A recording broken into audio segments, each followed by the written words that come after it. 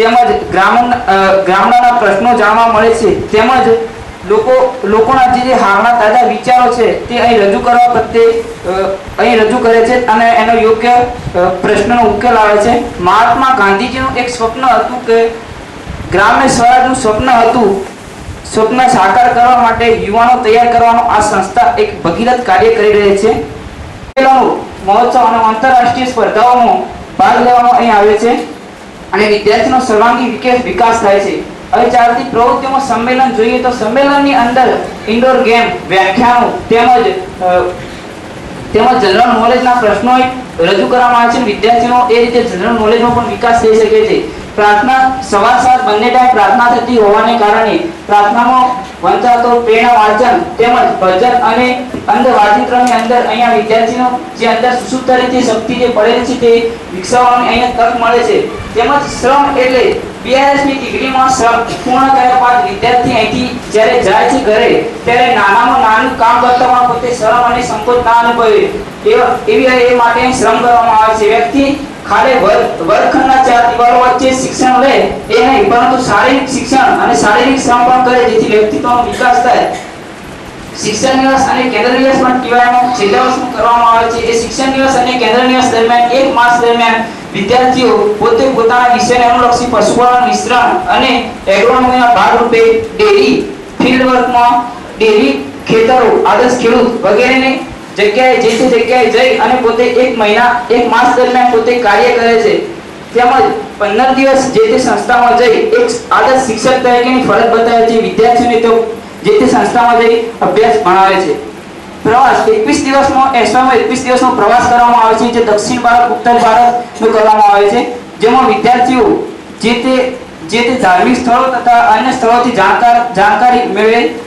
તેમજ અંતે હું એટલું જ કહેવા માંગુ છું કે લોકનિકેતન સંસ્થામાં અભ્યાસ કરવાથી આજે ઘણું બધું મને પ્રાપ્ત થયું છે. અહીં જે વિદ્યાર્થીઓ શરૂઆતમાં આવે છે તે ઝીરો હોય છે અને જ્યારે અહીંયાથી જાય છે ત્યારે હીરો બનાવે છે. લોકનિકેતન સંસ્થા ઝીરોમાંથી હીરો બનાવવાનું સર્જન કરે છે. મિત્રો, હવે આપણે કાર્યક્રમને આગળ ધપાવતા હું શ્રી દિનેશભાઈ આચાર્ય સાહેબને વિનંતી કરીશ. આપણે એક અહીંયા દેશભક્તિ સંગીત લઈ અને પછી આપણે કાર્યક્રમને આગળ વધારીશું. તો